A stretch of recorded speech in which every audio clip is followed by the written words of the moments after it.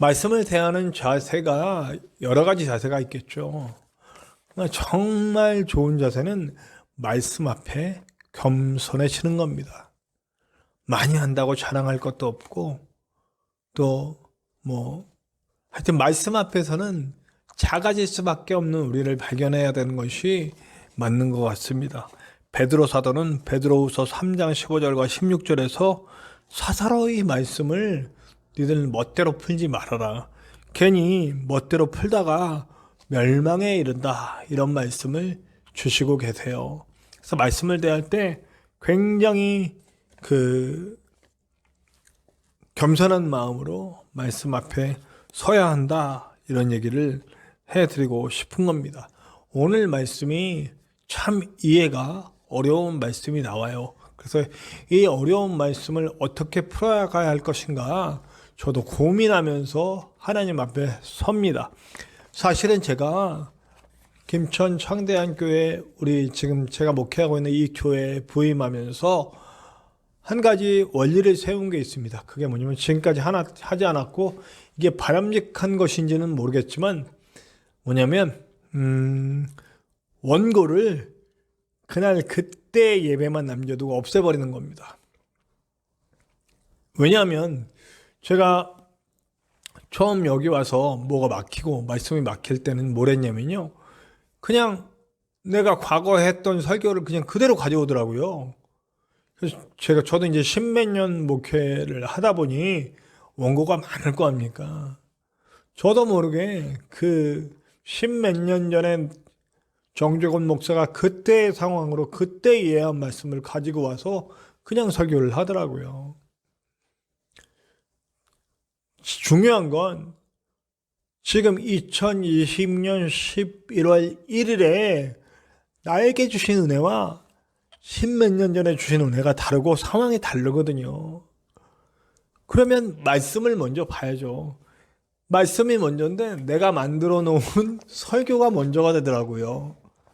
이건 아니잖아요. 그래서 어느 날 갑자기 제가 마음에 막 찔림이 오고 마음이 아파오면서 이건 아니다 싶어서 제가 지금은 지난주에 설교한 것도 어느 때까지 남겨놓냐면 이제 제가 설교만 딱 잘라서 설교만 편집해서 유튜브 영상에 올리잖아요. 그럼 그 유튜브 영상에 올리는 그때까지만 설교를 남겨놔요. 왜냐하면 이 설교가 어떤 내용인지를 간략하게 내용을 적어놔야 되기 때문에 설명을 해야 되기 때문에 그것만 하고 바로 폐기 처분합니다. 네. 그리고 저는 그때그때 말씀이 먼저, 텍스트가 먼저, 말씀이 먼저인 말씀을 받고 그 앞에 겸손히 서며 정말 머리를 싸매고 고민하면서 말씀을 대하고 그리고 그걸 통해 내 모든 상황과 여건과 그걸 통해 저에게 이해하게 하신 말씀, 저에게 감동 주신 말씀으로 여러분들에게 전하려고 합니다. 그러다 보니 오늘같이 어려운 말씀은 제가 머리를 많이 아프고 더 많이 고민하고 준비한 말씀이 될 수밖에 없어요. 오늘 오전 말씀뿐만 아니고 죄송합니다. 오후 말씀도 어려워요. 오늘은 오전 오후가 다 말씀 구절이 그냥 딱 보고 이해할 수 있는 말씀이 아니고 이게 무슨 말인가 하고 고민하면서 여러 번을 읽어봐야 그리고 여러 번역본들을 함께 읽어보고 영어 성경까지 읽어봐야 그래야 좀 이해가 되는 그런 말씀들이에요. 그래서 그냥 막 번역본들 다 보고 안 되는 헬라어 성경도 찾아보고 단어 찾아보고 이러면서 말씀을 대했습니다. 그런다고 해서 더 좋은 말씀이 나올 줄은 모르겠습니다. 그러나 하나님께서 인도하시겠죠. 또 하나 고백하자면요. 오늘 제가 또 실수를 해가지고 오디오 잭을 안 껴놓고 설교를 했어요. 그래서 지난번에는 너무 힘들어가지고 그냥 죄송합니다 하고 소리를 좀 볼륨을 키워주세요 하고 그냥 올렸잖아요. 이번에는 주님께서 내가 안 되겠다 그렇게 해야 되겠다 그러는데 들어가서 편집하려고 안 줬는데 내 마음에 자꾸 아니야 정재권 그건 아니야 다시 강단으로 올라가. 다시 강단으로 올라왔습니다. 그래서 오늘도 제 부족함과 불찰과 이런 주의 깊지 않음, 이런 걸로 인해서 다시 또 예배를 드리고 있습니다. 두 번째. 그렇기 때문에 말씀이 더 충만해졌으면 좋겠습니다. 그러나 인도하시는 건 하나님이시죠. 오늘 말씀도 정말 어려운 말씀이지만 하나님께서 선하게 훈련해 가면서 저를 인도하고 계시니까 더 잘 전해지기를 소원하는 마음으로 말씀을 전합니다. 오늘 25절에 보면 스스로 지혜 있다 하면서 이 신비를 너희가 모르기를 원하지 않는다. 그래서 신비 얘기가 많이 나와. 비밀, 신비 이런 얘기가 많이 나오거든요. 그러니까 어떤 신비냐면 이스라엘에 대한 하나님의 계획에 대해서 이야기를 하는 거예요. 오늘 말씀에 그동안 쭉 11장 전체적으로 이스라엘에 대한 얘기를 하고 있잖아요. 네. 우리가 이제 사실은 11장이 두 번째 단락이, 로마서의 두 번째 단락이 끝나는 거예요. 그래서 복음의 진리와 이런 이론적인 내용들이 11장에서 끝나고 이 말씀의 원리를 가지고 삶에 적용하고 삶에서 써야 할 내용은 이제 12장서부터 다음 주부터 시작되는 말씀이 나와요. 그래서 유대인들에 대한 아주 지대한 관심과 애정이 이방인의 사도이면서도 깊이 있다는 걸 우리가 계속 알았잖아요. 그래서 이 신비는 유대인들에 대한 신비예요. 하나님이 유대인들 버리지 않았다, 이 얘기를 하고 싶은 거예요. 근데 어떤 내용이 나오냐면 이제 복음으로는 우리가 혜택을 받았다. 그러나 선택도 무시할 수 없지 않느냐. 하나님이 그들을 선택했으니 그들도 버리지 않으신다 하는 얘기입니다. 그래서 이제 근데 이 얘기는 가만히 보면요, 입장이 바뀌어진 거지 똑같은 말씀일 수 있다라는 생각이 들었어요. 말씀을 읽다가 저는, 다른 신학자들은 다르게 얘기하시는 분들도 많아요. 근데 저는 그런 생각이 들더라고요. 복음적으로 볼 때 이스라엘이 하나님을, 예수를 거부하고 이렇게 떠나가니 선택된 백성이라 할지라도 이제 우리 이방인들이 혜택을 받았다 이거예요. 저와 여러분들 같은 이방인들이 혜택을 받았어요. 근데 어느 시점이 되면 이제 유대인들도 우리 복음이 이렇게 우리 이 이방인들에게서 꽃이 폈잖아요. 근데 이 꽃이 핀 복음이 시들해지고 또 여전히 정체되고 그리고 또 거부되고 이렇게 되면 다시 똑같이 유대인들에게로 옮겨가서 그 불이 붙을 수 있다는 거예요. 유대인들이 하나님은 예수 그리스도를 거부하고 떠났기 때문에 그 복음의 불길이 이방인들에게 붙어서 이방인들이 혜택받고 이방인들이 하나님의 자녀로 나오는 길이 열렸다면 이제 유대인들에게도 똑같다라고 하는 거죠. 지난 시간에 하신 말씀이 그대로 연결되는 거예요. 제가 얘기했잖아요. 그건 이스라엘 뿐이겠습니까? 여러분, 이스라엘뿐 아니라 북한도, 일본도, 중국도, 저 이슬람 세계도, 이슬람 요즘 난리잖아요. 사실 저는 이슬람이 참 화나는 게 뭐냐면 우리하고 같은 하나님이에요. 유대교의 하나님, 이슬람의 하나님, 기독교의 하나님, 여러분 다 아시겠지만 이단 아니에요. 똑같은 하나님이에요. 근데 유대인들은 예수님을 인정하지 않고 또 이슬람도 예수님을 그냥 어떤 선지자의 한 명으로만 보고 그리고 마음에서 통해 가고, 이분들은 자기들이 선택받았기 때문에 아브라함을 통해 직접 가고, 그리고 우리는 예수님을 통해 예수 그리스도의 십자가 구원, 십자가 희생, 그리고 십자가 희생 나무에 달려서 우리를 대신해 저주받아서 죽으심으로 그 공로로 인하여서 나를 대신해서 저주를 받아주셔서 내 죄를 사해 주시고, 부활을 통해서 죽음의 권세, 내가 받아야 할 죽음의 형벌을 대신 받아주심으로써 내가 생명에 거할 수 있도록 해주시고, 지성소의 휘장을 갈라주셔서 직접 들어가 하나님을 만날 수 있게 해주셨다라고 하는 이 진리를 믿고 있는 거죠. 네. 근데 이슬람은 우리하고 같은 하나님, 이름만 알라지 같은 하나님이에요. 동료가 같아요. 그 알라 신을 섬기는데 그 알라 신을 섬기면서도 왜 그렇게 사람들을 죽여요? 왜 그렇게? 아니, 단지 비판했다는 이유로 그 프랑스의 한 교사가 이슬람 비판하는 그 잡지를 학생들에게 보여줬다가 참수를 당했잖아요. 이게 지금 이게 지금 저는 그런 일들이 너무 많이 벌어지니까 그냥 완전 잘못된 길로 가는 거죠. 그러나 그렇게 잘못된 길로 가고 있는 이슬람에게도 역시 기회는 주어질 거다. 제가 이렇게 생각하니까 이 할로윈 생각이 나네요. 어저께가 할로윈이에요. 네. 사실 이 예배를 녹화하고 있는 지금 이 시간에 할로윈 파티가 벌어지고 있어요. 온 도시 곳곳에 네. 젊은이들이 모여서 귀신 분장을 하고 서양에 알 수 없는 이 행사를 재밌게 주관하고 있습니다. 저는 우리 젊은이들에게 꼰대가 되고 싶지는 않아요. 뭐 그것도 일종의 문화니까요. 근데 굳이 귀신 문화일 필요가 있느냐? 이건 사실은 어떤 문화라도 저는 크리스마스도 성탄절도 마찬가지예요. 우리가 예수님 오심을 기뻐하고 즐거워하는 게 아니게 됐잖아요. 할로윈이나 성탄절이나 똑같아져 버렸어요. 향락, 즐거움, 쾌락 이런 것들을 쫓고 있죠. 네. 가만히 보니 우리 복음의 열기가 온 세계 이방 세계로 퍼져갔잖아요. 근데 그 예수 그리스도를 받아들였던 많은 나라들이 지금 무너져 내리고 있잖아요. 유럽에 그리스도의 이름이 남아있지 않고 계속 사라져가고 있어요. 인본주의와 이슬람 세력으로 인해서 예수 그리스도의 이름이 또 그 불씨가 꺼져가고 있어요.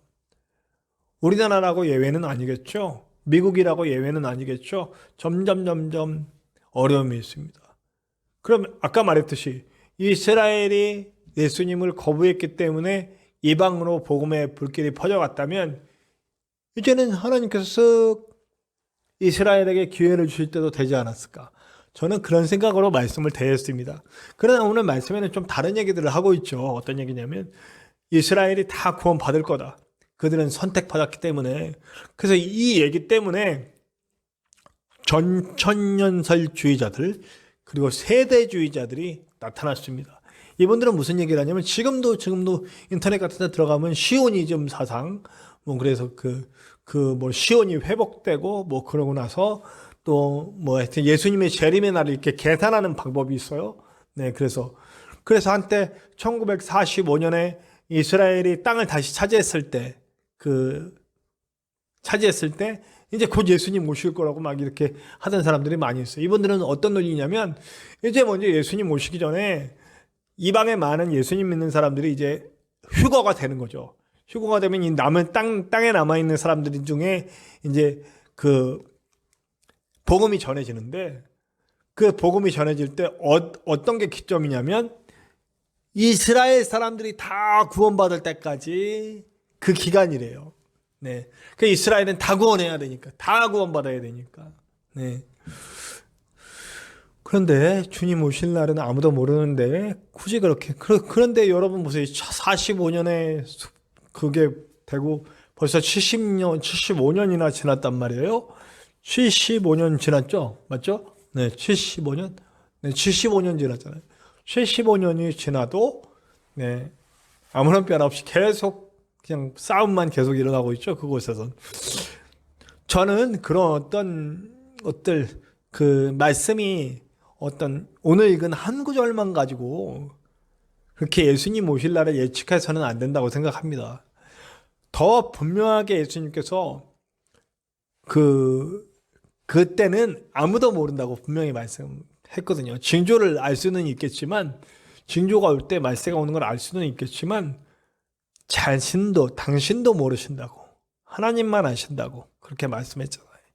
그러니까 종말 신앙은 언제 온다 이게 중요한 게 아니고 그냥 오늘 당장 1시간 후에라도 예수님이 오실 것처럼 지금 이 시간 들어서 살아내는 것이 정말 신앙이죠.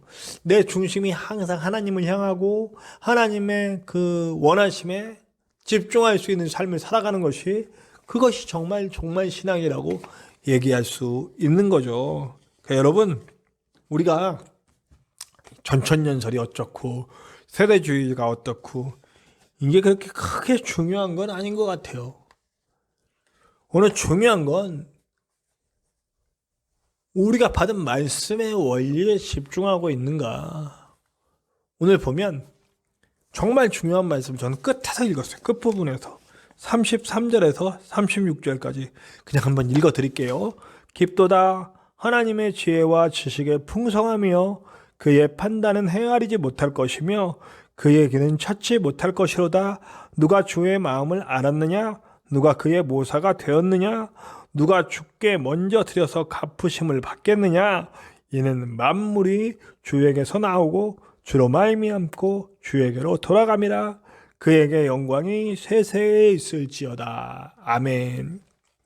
제가 옥하는 목사님의 설교를 듣다가 은혜 받은 적이 있어요. 근데 그 말씀 중에 기억이 꽤 오래전에 들은 말씀인데 이 부분에 대해서 바울도 사실은 이 신비를 다 깨달은 건 아니다. 근데 제가 위로를 받더라고요. 저는 모르는 게 너무나 많거든요. 근데 그러나 바울이 딱 한 가지는 알았다. 그건 뭐냐? 온 주권이 하나님께만 있다. 우리가 말씀의 원리를 가지고 사는 건 하나님이 우리에게 유일하게 주신 말씀의 근거가 이거기 때문에 이걸 붙드는 거다. 그렇기 때문에 우리에게 주신 말씀을 주신 이 하나님의 마음을, 이 말씀을 이해함으로써 알아가면 우리는 정말 하나님이 기뻐하시는 자녀가 될 수 있다. 비밀? 아무도 모른다. 하나님의 뜻? 잘 모를 수 있다. 그러나 분명한 거 하나는 전권은 하나님께 있다. 모든 권세는 하나님께 있다. 제가 전에 그런 말씀 드렸어요. 하나님이 그러실 리는 없는데 저는 분명히 예수님을 믿잖아요. 그렇죠? 저는 예수님을 분명히 믿고 저는 구원의 확신이 있습니다. 예수 그리스도의 보혈만이 날 구원하실 수 있고 예수 그리스도의 십자가가 내 죄를 용서하실 수 있고 예수님의 그 부활만이 내가 죽음의 권세로부터 벗어날 수 있게 하신다는 그걸 믿어요. 그리고 예수님을 통해서 지성소로 들어가서 하나님을 만날 수 있다. 나는 그걸 믿어요. 그렇기 때문에 하나님께 갔을 때 분명히 저는 하나님이 기쁘게 저를 안아주실 거예요. 그런데 이건 정말 예예요. 이 부분만 딱 잘라서 저를 이단 만들지는 마세요. 요거 짤로 만들면 제가 또 이단이 될 수도 있어요. 근데 어느 날 하나님이 기분이 나빠. 그날따라 기분이 나쁘셔서 또 오는데 야, 너 기분 나쁘게 생겨. 너 그냥 지옥 가. 그렇게 말씀하셔도 저는 분명히 예수님을 믿어도 그렇게 하시겠다면 저는 따를 수밖에 없는 거예요. 예수님 믿지 않는 사람을 난 제 구원할래 해도 그럴 수 제가 뭐라고 하나님 왜 그러세요 할 수 없는 거예요. 왜냐하면 하나님이 모든 권한을 가지셨기 때문에. 그런데 정말 중요한 건 하나님은 그렇게 하시는 분은 아니라는 거예요. 하나님이 주신 약속대로 신실하게 행하시는 분, 절대로 배신하지 않으시는 분. 그렇기 때문에 우리는 그분을 믿고 따라가는 거죠. 모든 정권은 하나님께 있습니다. 이렇게 돼도 저렇게 돼도 하나님의 뜻대로 흘러감을 믿습니다라고. 누가 하나님께 감히 조언을 하며 누가 하나님의 뜻 감히 다 헤아릴 수 있느냐라고 바울이 얘기하고 있습니다. 저는 이 말의 핵심이 그건 것 같아요. 우리가 진정으로 하나님이 전권을 가지고 계시고 이 말씀의 권위, 말씀의 원리, 그 바탕 아래 살고 있느냐, 너의 삶의 원리를 어디다 두고 있느냐라고 하는 겁니다. 하나님의 말씀의 원리 아래 그 바탕을 두고 있느냐 안 두고 있느냐 물어보는 것 같았어요. 여러분, 말씀 아래 두렵게 떠는 마음으로 오늘 말씀을 전해요. 이스라엘이 다 구원을 받건 다 구원을 받지 않건 그러나 오늘 말씀에 분명히 다 구원했다고 하셨으니 그렇게 되겠죠. 그런데 정말 중요한 건 이스라엘뿐만 아니고 하나님의 마음은 이 세상 모든 사람들이 다 구원받기를 원하신다는 거고, 그 구원의 사역을 위해 이미 구원받고 하나님의 자녀가 돼서 하나님의 뜻대로 살겠습니다 고백하고 하나님 손에 맡겨진 하나님의 자녀들, 하나님의 군사들, 하나님의 도구된 사람들이 그 일을 만들어 내야 된다는 거죠. 이스라엘을 다 구원하는 일의 시작은 우리에게 달려있는 겁니다. 이슬람의 다 구원의 시작은 우리에게 달려있는 거고, 북한의 다 구원의 시작은 우리에게 달려있는 거예요. 일본과 중국과 믿지 않는 많은 사람들을 향한 하나님의 다 구원하기 원하시는 그 계획은 우리에게 달려있다라고 하는 걸 잊지 맙시다. 그러니 오늘도 우리는 어떻게 살아야 할지, 어떻게 복음을 전하는 향기가 되어야 될지 그것에 대해서 고민했으면 좋겠어요. 이 말에 부딪혀서 휴거가 오느니 안 오느니 뭐 그런 이야기들을 때문에 고민하지 마시고 이미 구원은 이루어졌잖아요. 예수 그리스도를 믿는 믿음으로 구원은 이루어졌으면 그걸 뭘 걱정하냐고요. 넉넉히 이기고도 남은 믿는데 자꾸 그거 갖고 걱정하지 마세요. 다만 오늘 나는 구원받은 자로서 어떻게 살아야 할지, 말씀의 바탕에서 어떻게 살아야 할지 그걸 고민할 수 있는 우리가 됐으면 좋겠습니다. 그리고 멋진 하나님의 향기로 살아갑시다. 이제 다음 주부터 12장을 우리가 함께 나눌 때 어떻게 하나님의 향기가 되어서 살아가야 하는지에 대해서 나누게 될 거예요. 시간마다 하나님의 향기로 살아나는 놀라운 시간 되기를 기도해 주시고 기대해 주시고 기다려 주세요.